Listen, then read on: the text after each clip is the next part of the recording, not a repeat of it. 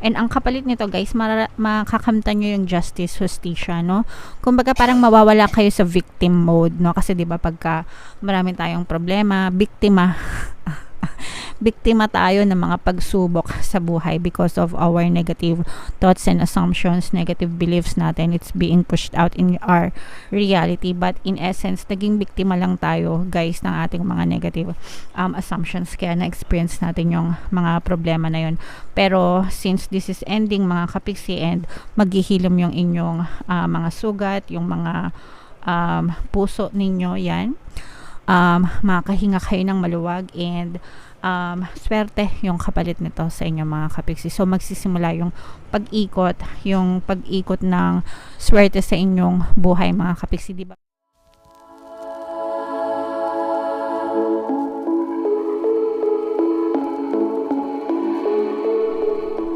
Hello guys, hello Cancer, welcome back to Pinoy Pixie Tarot. Ang pamagat ng ating episode for tonight is mid-month kapalaran para ngayong October 16 to 31 para sa Cancer, Sun, Moon, Rising Sign, and Venus. General reading lang mga kapiksi. Pwede mag-resonate, pwedeng hindi. Combination ng positive and negative energy. So dito sa spread na to guys, titingnan natin yung mga mensahe sa inyo ng inyong mga gabay. We have relationship energy para sa inyo. We also have vulnerability, and meron din tayong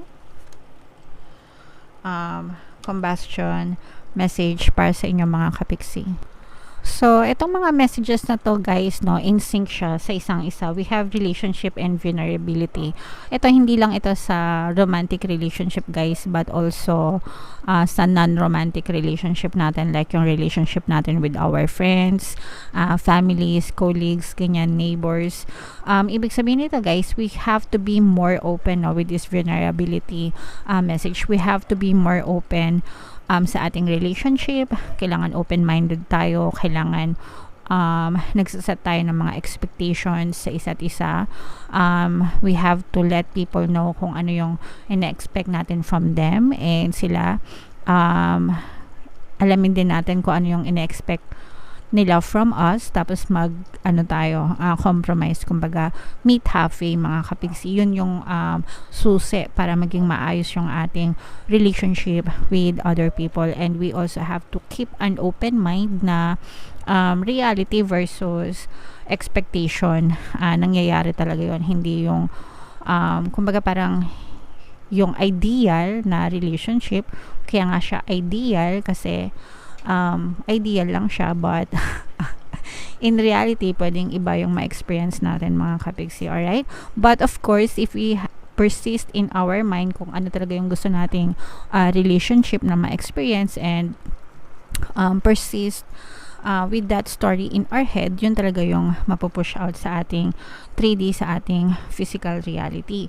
And with this combustion energy mga kapiksi, para itong apoy, no? So tingnan nyo yung image, meron siyang image ng apoy.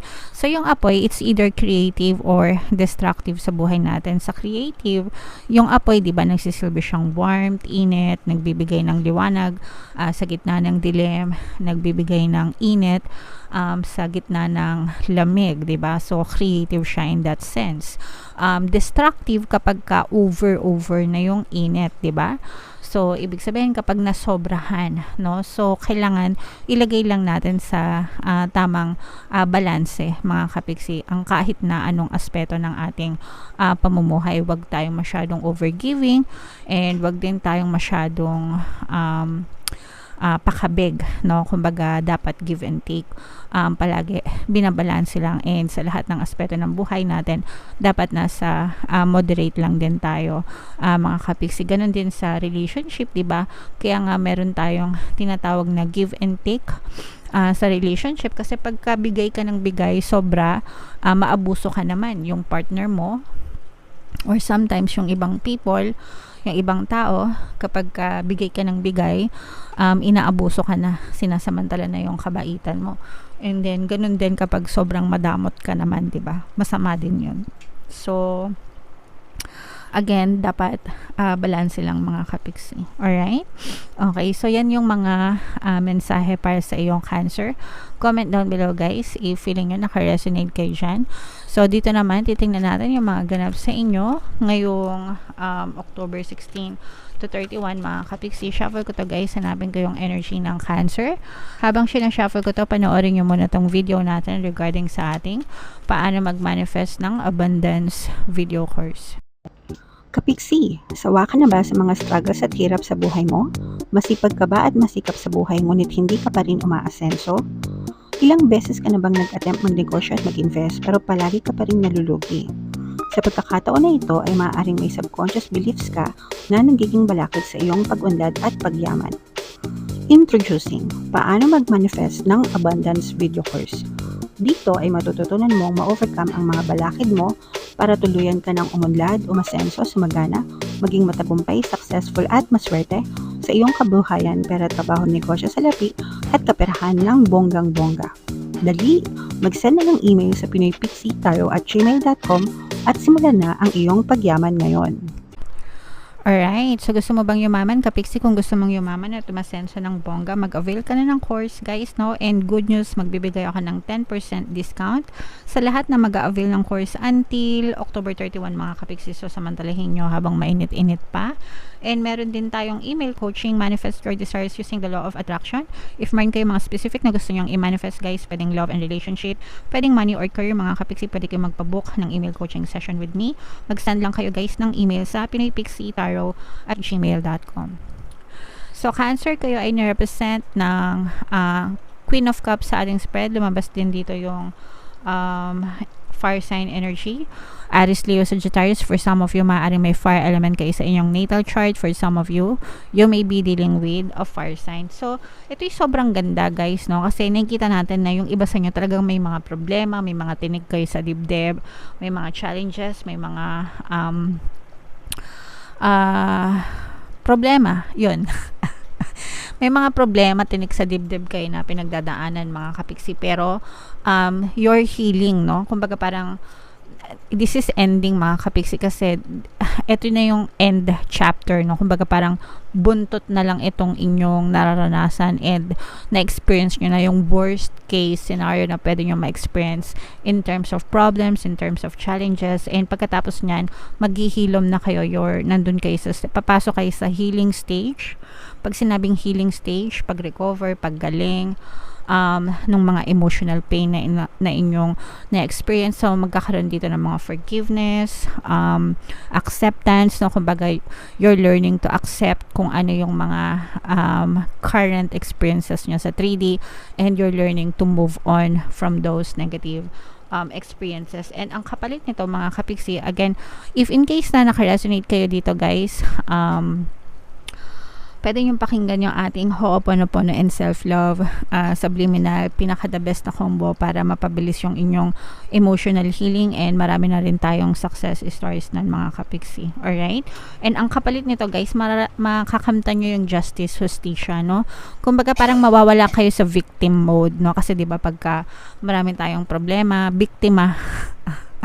biktima tayo ng mga pagsubok sa buhay because of our negative thoughts and assumptions, negative beliefs natin. It's being pushed out in our reality, but in essence, naging biktima lang tayo guys ng ating mga negative assumptions, kaya na-experience natin yung mga problema na yun. Pero since this is ending mga kapiksi, and maghihilom yung inyong mga sugat, yung mga puso ninyo, yan, makahinga kayo ng maluwag, and swerte yung kapalit nito sa inyo mga kapiksi. So magsisimula yung pag-ikot ng swerte sa inyong buhay mga kapiksi. Di ba meron tayong tinatawag na gulong ng palad or gulong ng buhay, di ba? Minsan nasa ibaba, minsan nasa ilalim. So pwedeng nandun kayo sa ilalim, tapos paikot na kayo papunta dun sa ibabaw or sa taas. So i-maintain nyo na para wag na kayong bumalik dun sa ibaba mga kapiksi. So ito'y swerte guys, so imay nyo na to. itong mga swerte na to, ito'y magdadala ng mga magagandang opportunities, no? So, mararamdaman nyo na unti-unting pumapasok yung mga magagandang opportunities sa inyo. May mga iaalok sa'yo sa universe na pwede mong pagkakitaan, pwede mong magamit para makarecover, makabawi ka sa iyong kabuhayan, mga kapiksi. Alright? And ito, it's either itong mga opportunities na to ang magdadala ng swerte sa iyong kabuhayan, mga kapiksi. So, i-mine nyo na ito, guys. Mine healing, mine good fortune, mine swerte, mine new opportunities. Yan, i-mine nyo na yan sa comment section para ma-experience nyo siya, mga kapiksi. Every day, ayan no, mga rewards talagang ipagkakaloob sa nyo. Mas nagiging confident kayo ngayon actually, kasi parang o diba, kaya ko pala, parang ganon, no? Parang ganon yung magiging tono or daloy ng energy nyo. Sabi ko na nga ba malalampasan ko rin to, kaya ko pala, no? So ganon. And mararamdaman nyo na unti-unting gumagaan yung daloy ng inyong kabuhayan. And sabi ko nga, mararamdaman nyo yung swerte. So, angel number 777, guys.